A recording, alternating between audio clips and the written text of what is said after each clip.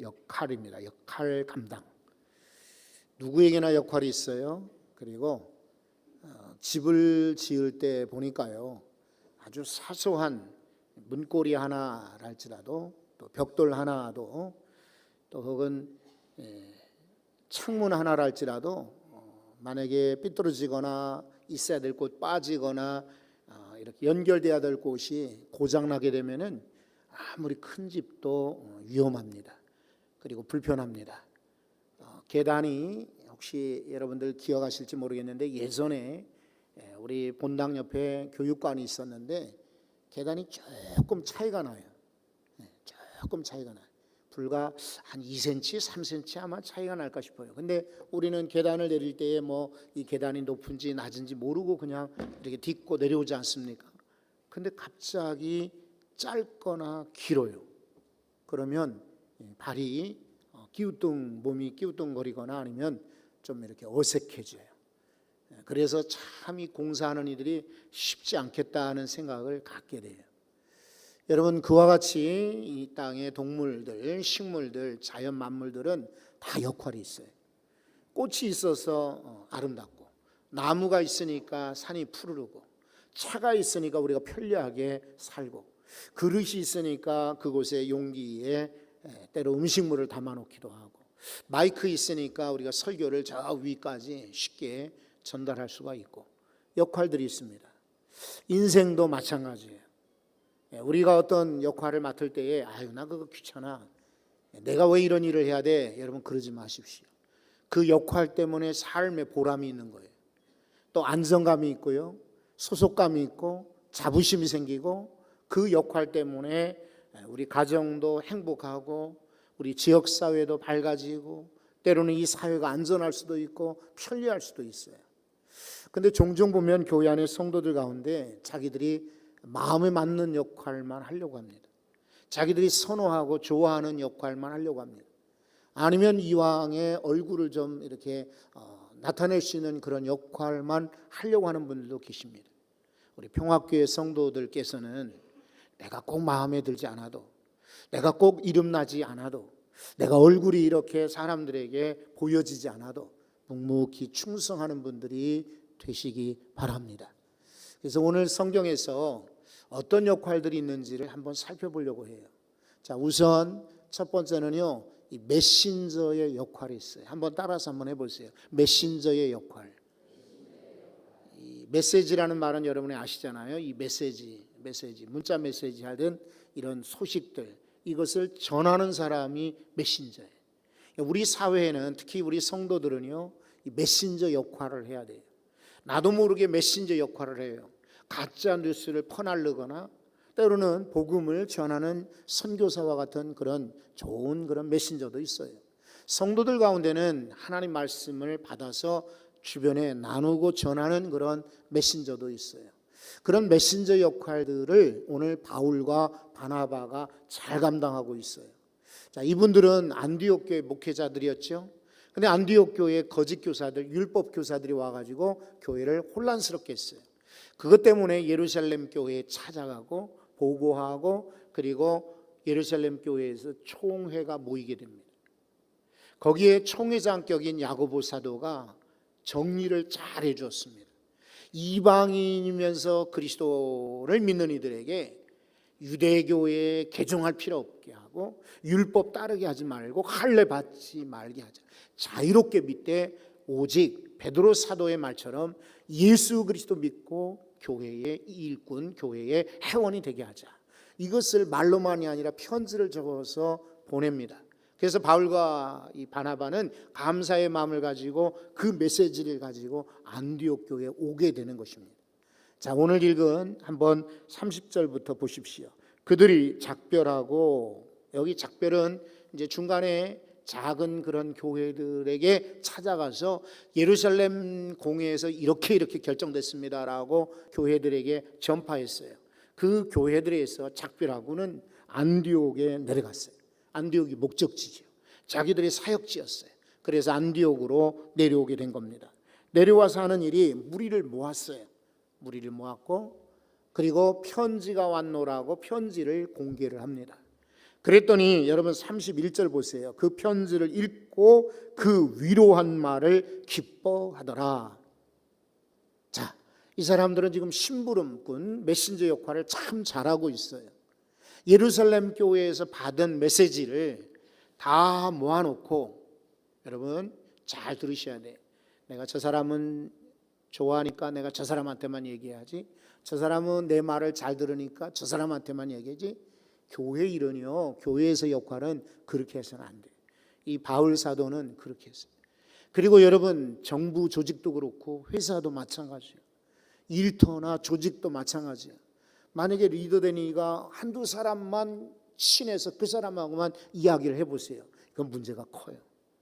이 계통이나 또 혹은 질서가 있는데, 그런 구조가 있는데 그거 다 무시하고 저 아랫사람에게만 보고를 듣고 소위 비선 조직들을 운영한다면 그거는 나중에 최순실 사건 같은 위험한 일들이 벌어지게 되죠. 그러니까 이 바울과 바나바는 아주 공개적으로 다 모아놓는 거예요. 그리고 편지를 감추고 자기들의 이야기하는 것이 아니라 편지를 읽게 했어요. 편지를 나눠서 읽게 했어요. 그리고 중요한 것은 그 편지의 내용을 다 들은 다음에 온 교회가 기뻐하더라. 여러분 때문에 여러분 일터에서 기쁨이 있기를 바랍니다. 어떤 사람이 회의 때마다 오면 속상해. 누가 이렇게 전하는 얘기 들으면 속상해. 그러면 안 돼요.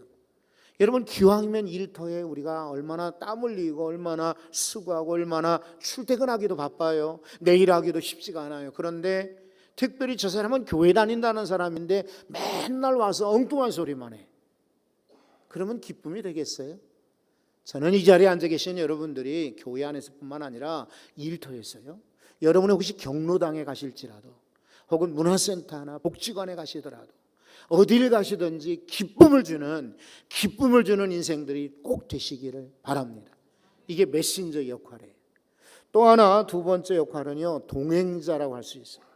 이게 무슨 말이냐면은 안디옥 교회에서 파송돼서 온 바울과 바나바들만 보내지 않고 두 사람을 동행시키는 거예요. 누구냐면 말씀드린 대로 유다와 실라입니다. 이 두 사람은 예루살렘 교회에서 인정받는 사람이에요.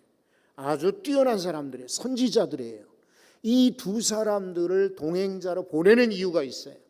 바울과 바나바만 만약에 가서 자, 예루살렘 총회에서 이런 결정이 내렸습니다 라고 한다면은 아마 거짓 교사들이요, 여전히 바울과 바나바를 싫어하기 때문에 다 안 믿으려고 할 거예요.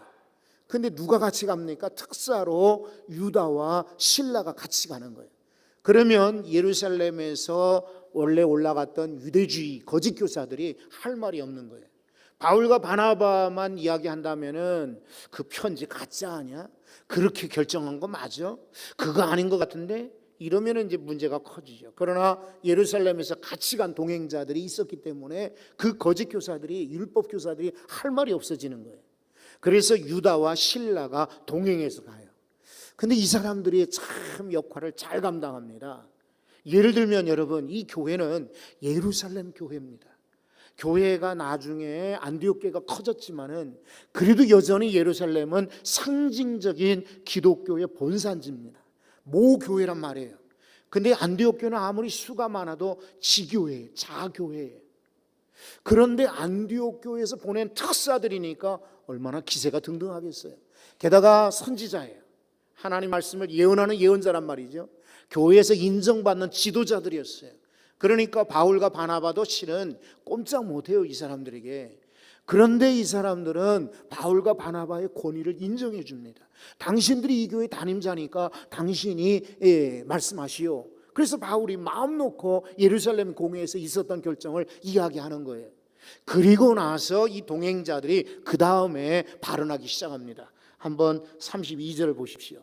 유다와 실라도 선지자라. 얼마든지 말할 수 있는 그런 능력자라, 이런 말이죠. 자격자입니다. 그런데 이 사람들은 여러 말로 형제를 권면하여 굳게 하였다 그랬어요. 여기 권면이라는 말 안에 앞에 2번 숫자가 붙어 있어요. 그리고 나나주에 각주에 보게 되면 위로라고 적혀 있어요.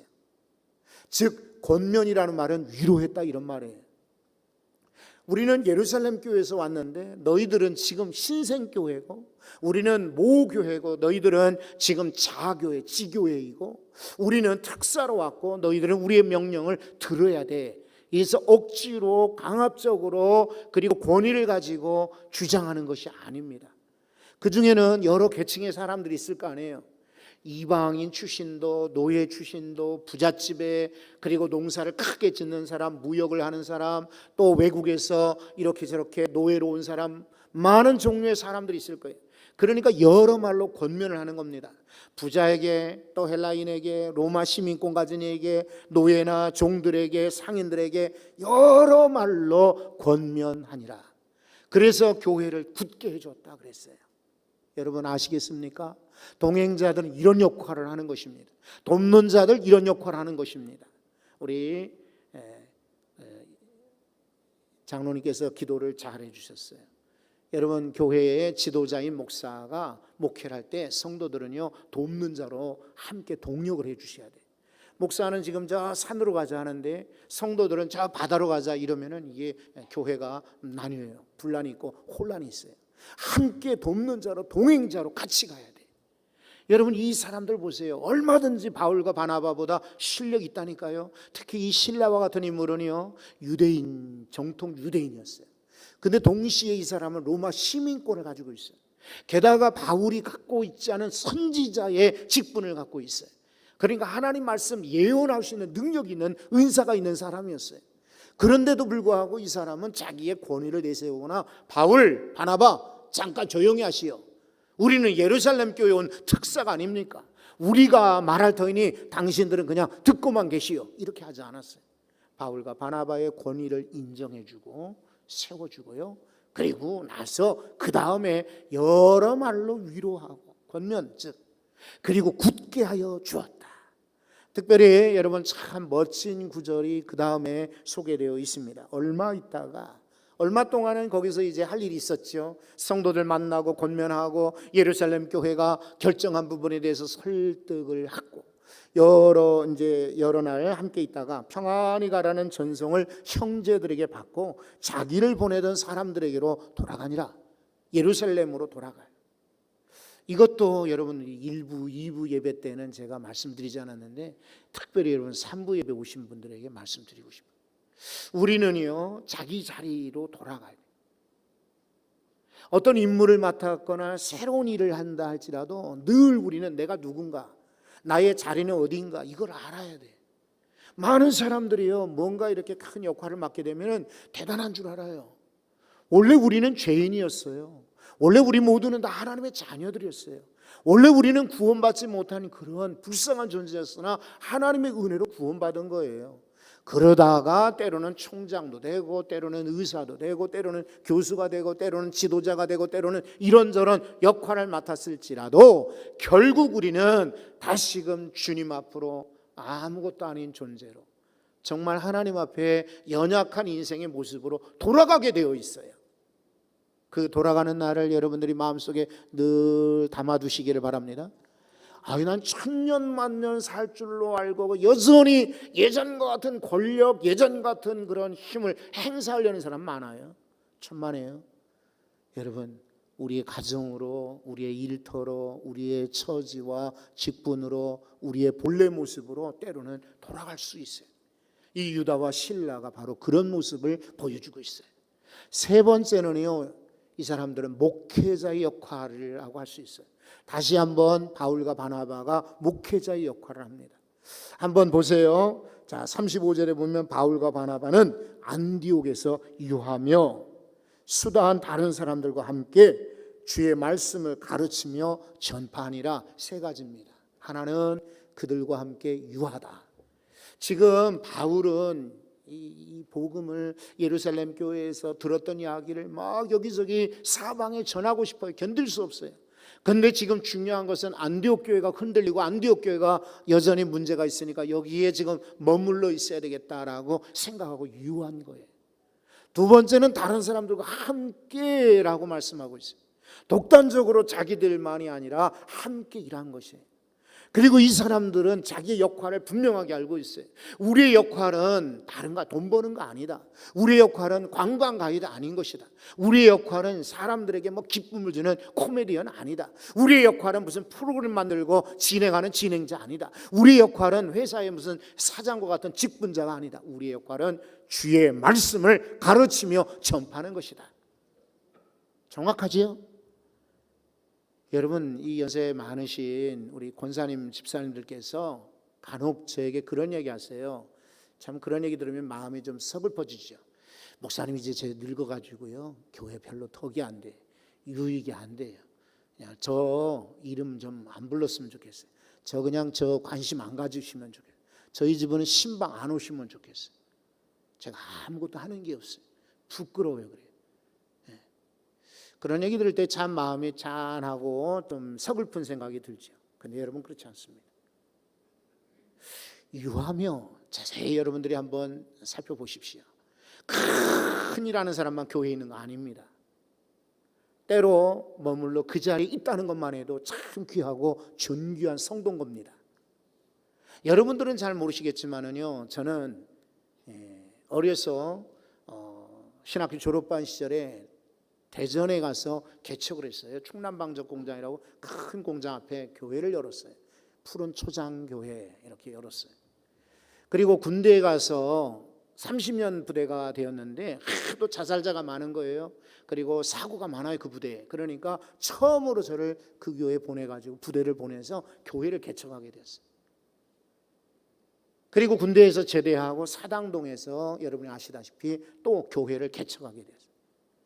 40에 유학을 갔어요. 그리고 박사과정을 다 이제 코스를 마쳤는데 어느 목사님이 큰 대학교에서 한국 학생들이 많으니 한인 학생들 위해서 전도를 하면 좋겠다, 선교하면 좋겠다 목사님이. 그리고 우리 순종에서 우리 두뇌회가 거기서 또 개척을 했어요. 4번이나 개척을 했어요. 대전에서 개척할 때는 제가 어린 나이였고 총각이었는데 여러분, 교회만 문 열어놓으면 다 올 줄 알았어요. 안 오더라고요. 그리고 명절 되면은 다 빠져나가요. 어느 주일날은 정말 한 사람도 없이 저 혼자 그냥 예배 시간을 그냥 멍하니 기다린 적도 있어요. 사당동에 교회를 열었을 때도요, 그렇게 막 성도들이 마구 몰려오지 않더라고요. 군대에서 군인 이제 육군부대 같으면 모르겠습니다만 공군부대 저 산꼭대기 상주 인원이 100명이 채 안 됩니다. 다 여기저기 흩어져 있고 대부분 내려가 있어요. 주말이면 다 휴가 가거나 외박 나갑니다. 그러니까 남아있는 인원도 별로 되지도 않고 이 사람들은 또 3교대 하기 때문에 근무를 또 나가야 돼요. 그러니까 2시에 예배를 드린다고 해도 안 와요. 일주일 내내 전도하고 오겠습니다 약속한 사람들이 안 와요. 그러면 저 혼자 그냥 문만 바라보고 있는 거예요. 문소리만 나면 반가운 거예요. 기도하다가도 소리가 날까, 문을 열까, 누가 들어올까. 그러니까 한 사람이 들어오는 게 얼마나 귀한지요. 그러다가 이렇게 중무장을 하고 철모 쓰고 외투 입고 총을 메고 말이죠. 그 근무 시간 이제 거의 교대 시간에 맞춰서 예배 자리로 왔을 때 진짜 안아주고 싶고 정말 그렇게 소중하더라고요. 그래서 한 사람이 교회에 앉아 있는 것이 얼마나 귀한지 저는 어려서부터 젊은 시절부터 뼈저리게 느꼈어요. 여러분, 저 길거리에 맥도날드에서 학생들 광고를 해가지고 모이라고 할 때 어느 날은 그 앞이 전체가 다 차가 막혀요. 운동 시합이 있어갖고 놀랍거든요. 그러니까 학생들이 제 시간에 안 오는 거예요. 속이 타죠. 저 도서관 한국 학생들이 많이 모이는 대학교 도서관 1층을 빌려가지고 도서관 지하 1층 빌려서 한 칸에 이제 모이는데 아무리 주일날 모인다, 이날 모인다라고 광고해도 오지 않아요. 어느 날은 갔다가 그냥 빈손으로 온 적이 있어요. 그러다가 학생 하나라도 오게 되면 그렇게 정말 천하를 얻은 듯한 기쁨이 있는 거예요. 지금은 성도들이 많으니까 잊어버렸습니다만 그때 생각하면은 여러분 연세가 많으시고 내가 아무것도 하는 것이 없었다 할지라도 유한다, 함께 한다는 것만 해도 얼마나 귀한지 몰라요. 예배 시간에 여러분 자리를 지키십시오. 기도 시간에 자리를 지키시기 바랍니다. 기도로 자리를 지키는 성도들 가정이, 자녀들이 미래가 잘 될 줄 믿습니다. 예배 시간에 성가대에 또 그 식당에 교사로 여러분의 자리를 역할을 지키는 것만 해도 하나님이 기뻐하시고 복을 주실 것입니다. 여러분, 이 사람들은 혼자 일하지 아니하고 수다한 사람들과 수를 셀 수 없는 많은 동력자들을 만들었어요. 맞습니다. 여러분, 교회는 혼자 하려지 말고 같이 사람들 자꾸 만들어야 돼요. 그래서 이번에 임직을 이렇게 갖는 것도 사람을 세우는 일이지요. 무엇보다 주의 말씀을 가르치며 전파하였더라. 이 사람들은 자기 역할이 뭔지를 분명히 알고 있어요. 여러분, 의자 역할을 하려면 앉을 때 편안해야 합니다. 침대가 침대 역할을 하려면 누워 있어도 끄떡없어야 합니다. 자동차가 자동차 역할을 하려면 불타면 안 됩니다. 이렇게 물건들도 자기 역할들을 하고 그렇지 않으면 고장났다고 수리점에 들어가는데 인생들이 자기 역할을 하지 못하면서 여전히 자기의 그런 특권만 누린다면 그건 잘못된 겁니다. 역할들을 잘 알아서 감당하는 우리 복된 평화교회 성도들 되시기 바랍니다. 마지막으로 신방자라고 할 수가 있습니다. 신방자. 한번 35절을 보십시오. 자, 36절입니다. 36절을 보십시오. 며칠 후에, 몇 날이 되었는지 모르겠습니다만 누가복음에 그리고 사도행전의 저자인 누가는 며칠 후라고 적고 있습니다. 어쨌든 며칠 후에 바울이 제안합니다. 바나바에 더러 말하되, 자, 우리가 주의 말씀을 전해 1차 선교회 때 전했던 각성으로 가서 다시 가자 이 말이죠. 형제들이 어떠한가 방문하자 그랬어요. 그랬더니 바나바는 선한 사람, 착한 사람이거든요. 바울이 그 당시 안디옥 교회 담임자였고 바나바는 동력자였는데 거절하지 않습니다. 그래요, 같이 갑시다 그래. 그 대신 조건이 있대. 뭐라고 하냐면 우리 조카 되는 마가라고 하는 요한을 데려갔으면 좋겠다 그러는 거예요. 근데 바울은 그 당시 아직은 여전히 젊었고 혈기가 아마 있었던 모양이에요. 마가요? 그 사람이 예전에 우리 1차 전도 여행할 때 굴브로 섬에서 전도하고는 힘들다고 밤빌리아에서 자기 마음대로 예루살렘을 떠났던 사람 아닙니까? 그렇게 포기했던 사람을 왜 데려갑니까? 라고 싸움이 벌어져요. 갈등이 생겼어요. 여러분, 이 갈등은 지난번에도 조정자 이야기를 말씀을 드리면서 드렸지만은요, 사실은 교회 안의 갈등은 그렇게 좋은 거 아닙니다. 그럼에도 불구하고 이들은 이제 두 패로 나누게 되었어요. 그래서 하나는 바나바는 여전히 좋은 사람이니까 자기 조카 이 마가를 데리고 갑니다. 그 대신 바울은 나는 그 사람 싫다. 그 대신 실라, 여기 함께 예루살렘에서 왔던 그 실라를 불러다가 동행하게 됩니다.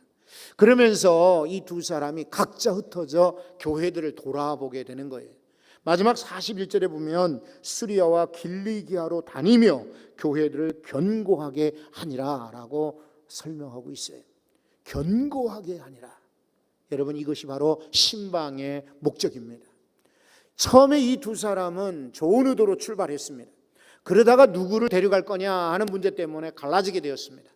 그러나 여러분, 그것은 인생의 약점이고 인생의 문제였지만 하나님은 도리어 한쪽에 선교팀을 보내고 또 한쪽에 다른 선교팀을 두 팀으로 나누어 보내게 하셨습니다. 오늘 우리 평화성가대에서 불렀던 찬양 맨 마지막 가사 기억하십니까?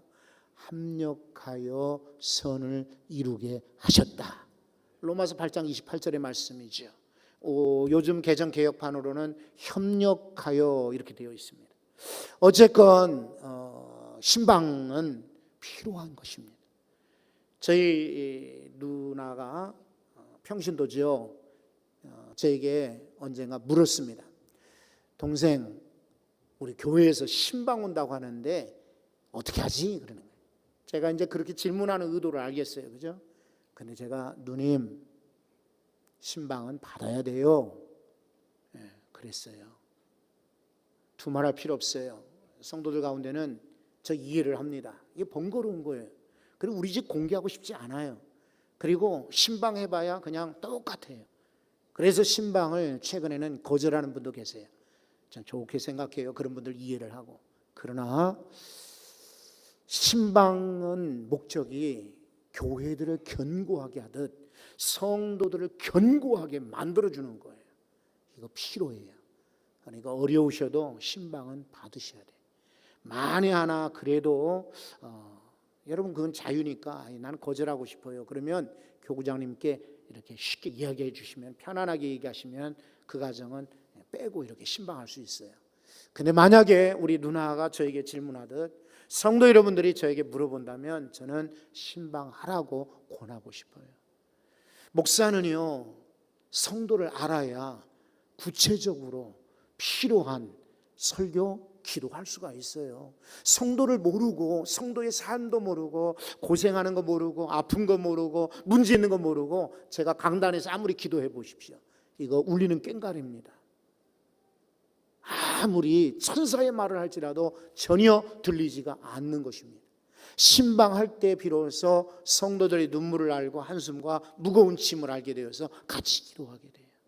신방의 목적은 가정을 감시하고 감찰하고 어떻게 사는가 보자, 그런 거 관심 없어요. 그러니까 빨리 나오지 않습니까? 그보다는 기도 제목이 뭔가, 이분의 지금 인생의 가장 문제가 뭘까, 지금 이 시대에 가장 마음속에 간절히 소원하는 제목이 뭘까, 이거 캐치하는 것이에요. 그래서 그분을 굳게 세워주는 것이 신방의 목적이거든요. 그러니 가을의 신방에 다 같이 동참해서 좋은 성도로 세움받기를 바랍니다. 이제 말씀을 제가 덮으려고 해요. 성도 여러분, 말씀드린 것처럼 우리에겐 다 역할이 있어요. 그 역할들을 때로는 감당하기가 쉽지가 않아요. 그리고 감당하려거든 말들이 많아요. 감당할 때 손해보는 건 많아요. 감당하려고 해도 사람들이 인정도 해주지 않아요. 근데 상관없어요. 하나님은 여러분이 충성하시는 것, 정말 여러분들이 얼마나 애쓰는지 다 알고 계십니다. 그리고 상으로 모아놨다가 갚아 주실 것이에요. 그러니 역할들 잘 감당하는 성도들 되시기 바랍니다. 하나님 아버지, 오늘 말씀 듣고